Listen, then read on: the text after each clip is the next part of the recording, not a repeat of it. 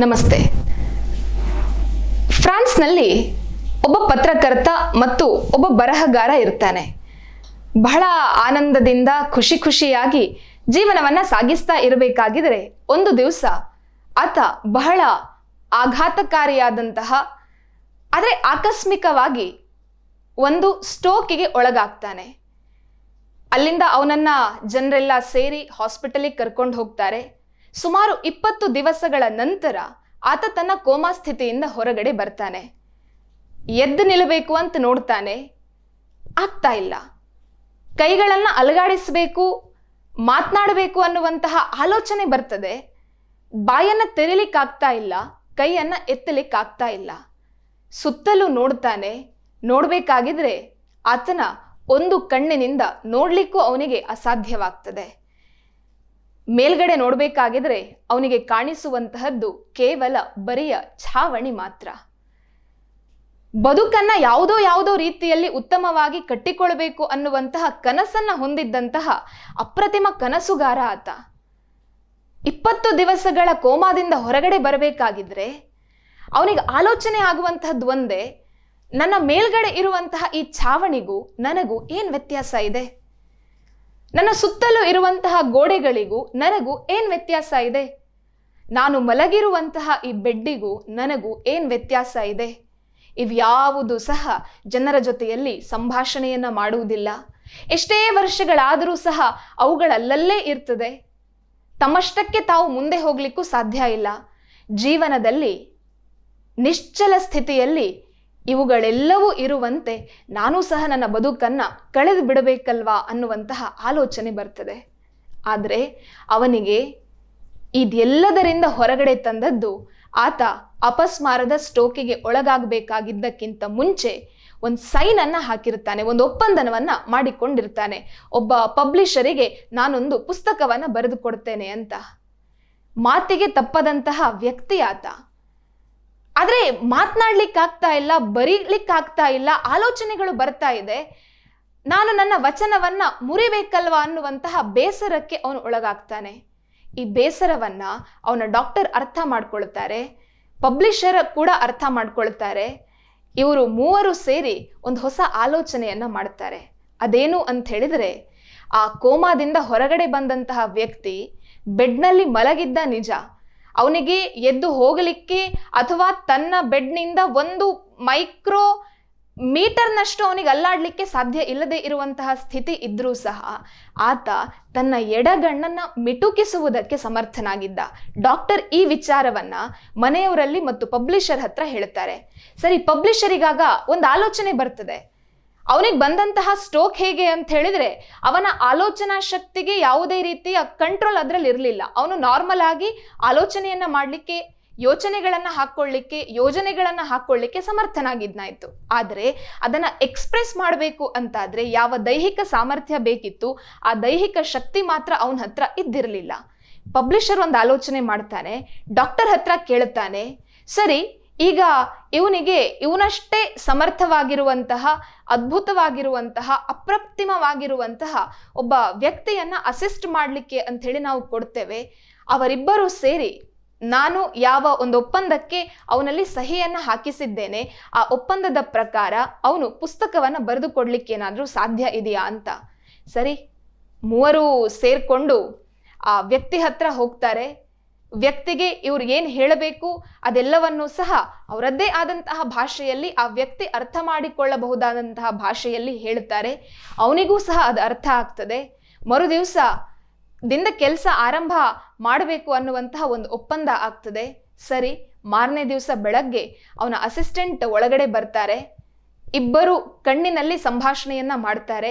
ಆ ಸಂಭಾಷಣೆ ಹೇಗಿತ್ತು ಅಂತ ಹೇಳಿದ್ರೆ, ಈ ವ್ಯಕ್ತಿಯ ಆಲೋಚನೆಗಳನ್ನ ಬರಹ ರೂಪಕ್ಕೆ ಇಳಿಸ್ಬೇಕಾಗಿತ್ತು.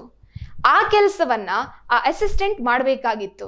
ಆದರೆ ಇವನ ಆಲೋಚನೆಗಳನ್ನ ಎಕ್ಸ್ಪ್ರೆಸ್ ಮಾಡಬೇಕು ಅಂತಾದ್ರೆ ಇವನ ಹತ್ರ ಭಾಷೆ ಇಲ್ಲ, ಕೈಗಳನ್ನ ಅಲ್ಲಾಡಿಸ್ಬೇಕು ಅಂತ ಹೇಳಿದ್ರೆ ಶಕ್ತಿ ಇಲ್ಲ.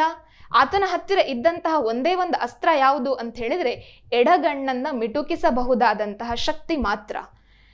ಆ ಕೋಮಾದಲ್ಲಿ ಇದ್ದಂತಹ, ಕೋಮಾದಿಂದ ಹೊರಗಡೆ ಬಂದಂತಹ ವ್ಯಕ್ತಿ ಅದ್ಭುತ ಆಗಿದ್ರೆ ಅಸಿಸ್ಟೆಂಟ್ ಪರಮಾದ್ಭುತ. ಏನ್ ಮಾಡ್ತಾರೆ ಅಂತ ಹೇಳಿದ್ರೆ, ಆ ಅಸಿಸ್ಟೆಂಟ್ ಎ ನಿಂದ ಝಡ್ನವರೆಗೆ ಆಲ್ಫಾಬೆಟ್ಗಳನ್ನ ಹೇಳ್ತಾ ಹೋಗುವಂತಹದ್ದು. ಇವನ ಕಲ್ಪನೆಯಲ್ಲಿ ಯಾವ ಶಬ್ದ ಬರ್ತದೆ ಆ ಶಬ್ದಕ್ಕೆ ಬೇಕಾದಂತಹ ಅಕ್ಷರಗಳು ಬಂದಾಗ ಈತ ಎಡಕಣ್ಣನ್ನ ಮಿಟುಕಿಸುವಂತಹದ್ದು. ಎಷ್ಟು ಅದ್ಭುತವಾದಂತಹ ಕೆಲಸವನ್ನ ಇವರಿಬ್ರು ಸೇರಿ ಮಾಡ್ತಾರೆ ಅಂತ ಹೇಳಿದ್ರೆ, ಈತನಿಗೆ ವಚನ ಮುರಿಬಾರ್ದು, ಆ ಅಸಿಸ್ಟೆಂಟಿಗೆ ಪಬ್ಲಿಷರ್ ಹೇಳಿದಂತಹ ಕೆಲಸ ಮಾಡಬೇಕು. ಸೊ ಈ ಇಬ್ಬರ ಜೋಡಿ ಅಪ್ರತಿಮವಾದಂತಹ ಸಾಧನೆಯನ್ನ ಮಾಡಿತ್ತು. ಎಷ್ಟರ ಮಟ್ಟಿಗೆ ಸಾಧನೆ ಅಂತ ಹೇಳಿದ್ರೆ, ಅಸಿಸ್ಟೆಂಟ್ A to Z ವರೆಗೆ ಹೇಳಬೇಕಾಗಿದ್ರೆ ಇವನಿಗೆ ಬೇಕಾದಂತಹ ಅಕ್ಷರಗಳು ಬಂದಾಗ ಈತ ತನ್ನ ಕಣ್ಣನ್ನ ಮಿಟುಕಿಸಿ ಮಿಟುಕಿಸಿ ಮಿಟುಕಿಸಿ 1 ಬಾರಿಯಲ್ಲ, 2 ಬಾರಿಯಲ್ಲ, 10,000 ಬಾರಿಯಲ್ಲ, 100,000 ಬಾರಿಯಲ್ಲ, 20 ಲಕ್ಷ ಬಾರಿ ಕೋಮಾದಿಂದ ಹೊರಗಡೆ ಬಂದಂತಹ ವ್ಯಕ್ತಿ ತನ್ನ ಎಡಗಣ್ಣನ್ನ ಮಿಟುಕಿಸ್ತಾನೆ.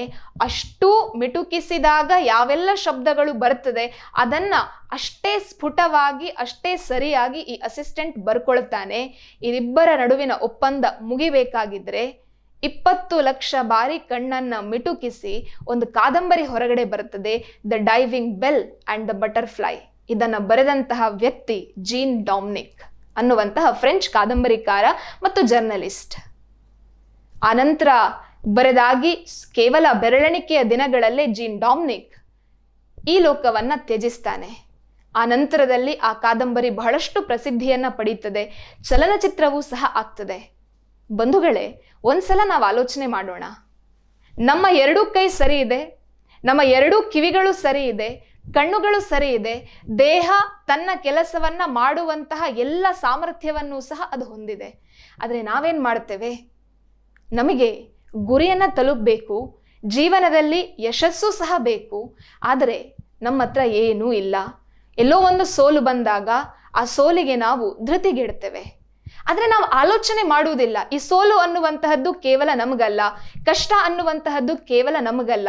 ಜಗತ್ತಿನಲ್ಲಿ ಯಾವೆಲ್ಲ ಸಾಧನೆಯ ಶಿಖರವನ್ನ ಏರಿದಂತಹ ವ್ಯಕ್ತಿಗಳಿದ್ದಾರೆ, ಪ್ರತಿಯೊಬ್ಬ ವ್ಯಕ್ತಿಯ ಮೊದಲ ಹೆಜ್ಜೆ ಅದು ಸೋಲಾಗಿತ್ತು. ನಾವಿದನ್ನೂ ಸಹ ಅರ್ಥ ಮಾಡಿಕೊಳ್ಬೇಕು. ನಾವು ಕಷ್ಟ ಎಲ್ಲ ಬಂದಾಗ ದೇವರ ಹತ್ರ ಕೇಳ್ಕೊಳ್ತೇವೆ, ನನಗೆ ಕಷ್ಟ ಯಾಕೆ ಕೊಟ್ಟಿ ನೀನು ಅಂತ. ಆದರೆ ಆಲೋಚನೆ ಮಾಡೋಣ, ದೇವರು ನಮಗೆ ಎಷ್ಟೆಲ್ಲ ಸುಖವನ್ನ ಕೊಡ್ತಾನೆ. ಯಾವತ್ತಾದ್ರೂ ಒಂದು ದಿವಸ ನಾವು ಅವನಿಗೆ ಪ್ರಶ್ನೆಯನ್ನ ಮಾಡಿದ್ದೇವಾ, ನೀನು ಯಾಕೆ ನಮಗೆ ಸುಖವನ್ನ ಕೊಟ್ಟಿದ್ದಿ ಅಂತ? ಯಾವತ್ತೂ ಸಹ ನಾವು ಮಾಡಲೇ ಇಲ್ಲ. ನಮ್ಮ ಬದುಕಿಗೆ ಬೇಕಾಗಿರುವಂತಹದ್ದು ನಮ್ಮ ಮೇಲಿನ ನಂಬಿಕೆ. ಸ್ವಾಮಿ ವಿವೇಕಾನಂದರು ಹೇಳುತ್ತಾರೆ, ನೀನು ಯಾರ್ಯಾರನ್ನೂ ನಂಬಬೇಡ, ಇನ್ಯಾರೋ ನಿನಗಾಗಿ ಕೆಲಸವನ್ನ ಮಾಡಿಕೊಡ್ತಾರೆ ಅನ್ನುವಂತಹ ಆಲೋಚನೆಯೂ ಬೇಡ. ನಿನಗೆ ಬೇಕಾಗಿರುವಂತಹದ್ದೇನು ಅಂತ ಹೇಳಿದ್ರೆ, ನಿನ್ನ ಒಳಗಡೆಯ ಶಕ್ತಿಯನ್ನ, ನಿನ್ನ ಒಳಗಡೆ ನಿಹಿತವಾಗಿರುವಂತಹ ಶಕ್ತಿಯನ್ನ ಹೊರಗಡೆ ಹಾಕುವಂತಹ ಕೆಲಸವನ್ನ ನೀನು ಮಾಡು. ಸೋಲುಗಳು ಬರಲಿ, ಸೋಲಿಗೆ ಅಂಜಬೇಡ. ಮುಂದೊಂದು ದಿವಸ ನೀನು ಧೈರ್ಯವಂತನಾಗಿ ನಿನ್ನ ಗುರಿಯ ಕಡೆಗೆ ನಡೀತಿ ಅಂತಾದ್ರೆ ಗೆಲುವು ನಿನ್ನದೇ ಅಂತ ಹೇಳ್ತಾರೆ. ನಾವು ಯಾವತ್ತಾದ್ರೂ ಈ ರೀತಿಯಲ್ಲಿ ಆಲೋಚನೆ ಮಾಡಿದ್ದೇವಾ? ಸ್ವಾಮೀಜಿಯವರ ಮಾತುಗಳನ್ನ ಬದುಕಿನಲ್ಲಿ ಅಳವಡಿಸಿಕೊಂಡು, ಎಸ್, ಕಷ್ಟಗಳೆಷ್ಟೇ ಬರಲಿ ನಾನು ಮುನ್ನುಗ್ತೇನೆ, ಜಯದ ವಿಜಯಮಾಲೆಯನ್ನ ನನ್ನ ಕೊರಳಿಗೆ ನಾನು ಹಾಕಿಸ್ಕೊಳ್ತೇನೆ ಅನ್ನುವಂತಹ ಪ್ರತಿಜ್ಞೆಯನ್ನು ಯಾವತ್ತಾದ್ರೂ ನಾವು ಮಾಡಿದ್ದೇವಾ? ಆಲೋಚನೆ ಮಾಡೋಣ. ಬದುಕಿನಲ್ಲಿ ಸಾಧನೆಯ ಶಿಖರವನ್ನ ಏರಬೇಕು ಅಂತಾದ್ರೆ ಮೊದಲಿಗೆ ಬೇಕಾಗಿರುವಂತಹದ್ದು ನಮ್ಮ ಮೇಲೆ ನಮಗೆ ಇರುವಂತಹ ನಂಬಿಕೆ.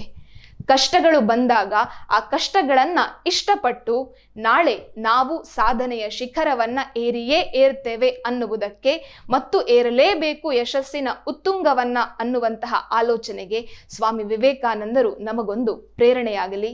Jayaramakrishna. Become Swami Vivekananda's messenger. Share the video with 3 of your friends.